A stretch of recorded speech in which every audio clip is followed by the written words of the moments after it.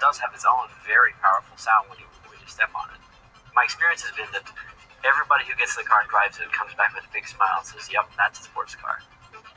I think the Tesla Roadster is indeed the doorstep of a revolution, designed to grab the imagination of all of us. The Tesla is by no means the only electric car on the road. They are appearing around the globe in many shapes and sizes. And outside Los Angeles, Tom Gage and the AC Propulsion team continue to create the technology that propels most of the electric cars the world over.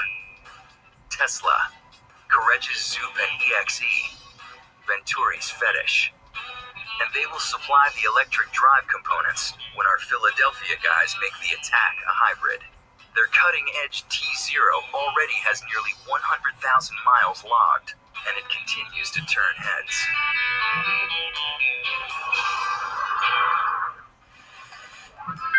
In Paris, Coqueline Courage and her flamboyant creations have made a prominent visual impact, while providing high-performance electric automotivity. The Boule and the EXE are both propelled with electric power, but the recent Zoop is the most advanced of the three, using lithium polymer batteries. Like Madame Courage's Haute Couture, the look of her cars is extreme. But like their electric brethren, all three perform brilliantly and accelerate instantly.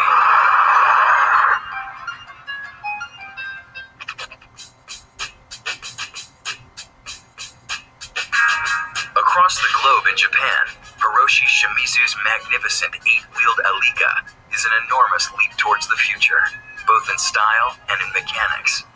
It includes 8 in-wheel electric motors that send it rocketing to speeds over 200 miles per hour, while keeping its passengers wrapped in absolute luxury.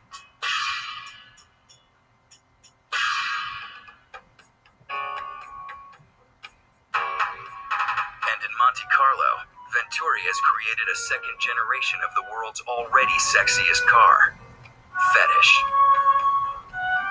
Though Fetish has a price tag over $600,000,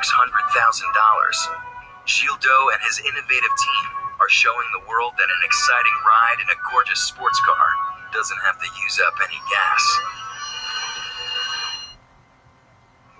Okay, imagine a car that's got electric motors in every wheel, an onboard source to generate electricity, no mechanical linkages whatsoever, and a fuel more prominent than any element in the universe, with drinkable water as an exhaust. Again. Fantasy? No. It's a hydrogen car, and it's right around the corner. We strongly believe that hydrogen Hydrogen will be the fuel of the future. it bridges the gap between renewable energy sources and transportation. But produces no pollution whatsoever, and it can be made renewably without any carbon dioxide production. Hydrogen is the most abundant element in the universe. About 92% of the universe is made up of hydrogen. I am Chris Brony Bird, and this is my testimony about the future. We have abundant sources in the form of water and in the form of hydrocarbons that are under the ground, as well as in the form of grasses and trees above ground.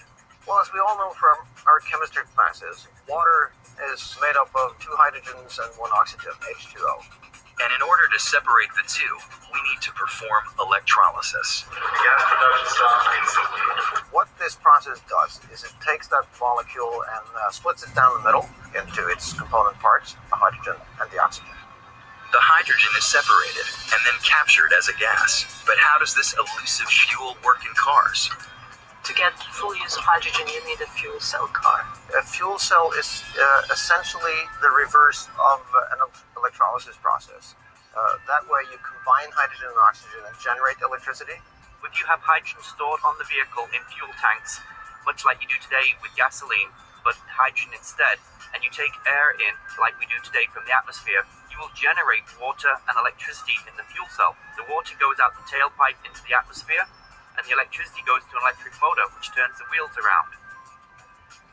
But if the sole purpose of hydrogen fuel is to charge an electric motor, why not just drive an electric car? What is the advantage of a fuel cell? That we can go further, and we we can recharge much faster because you just have to refuel, which can be done in about 5 minutes. That's compared to an overnight charge for an all-electric vehicle. Not convinced? Take a look at the hydrogen chassis of the future. This is the skateboard. This platform is highly flexible. Depending on the type of vehicle, we could change the length or the width. We could make it out of steel or aluminum or high-strength carbon fiber composite. It's all housed inside here. Hydrogen tanks, fuel cell reverse electrolysis system, and 4 independent wheel motors. The fuel cell generates electricity directly, unlike an internal combustion engine, and that electricity allows us to electrify other vehicle systems, like the brakes and the steering. So the hydrogen-powered platform is a self-sustaining power plant for your car. But believe it or not, your future hydrogen car will also power your home. The fuel cell generates excess power that you can sell back to the grid. Most of the time, your car is parked. In fact, we only use our car about 10% of the time. This gives us an opportunity to actually use our car to create energy that can be integrated into our utility grid. I'm Larry Burns, Vice President of Research and Development and Strategic Planning for General Motors. So this ability to use your car to create power really changes the role of the automobile from being simply a form of transportation to now being a mobile power platform. So thanks to the hydrogen charge, while your car is parked, it can actually provide electricity to your home. Sold? Oh, right. There's that one thing.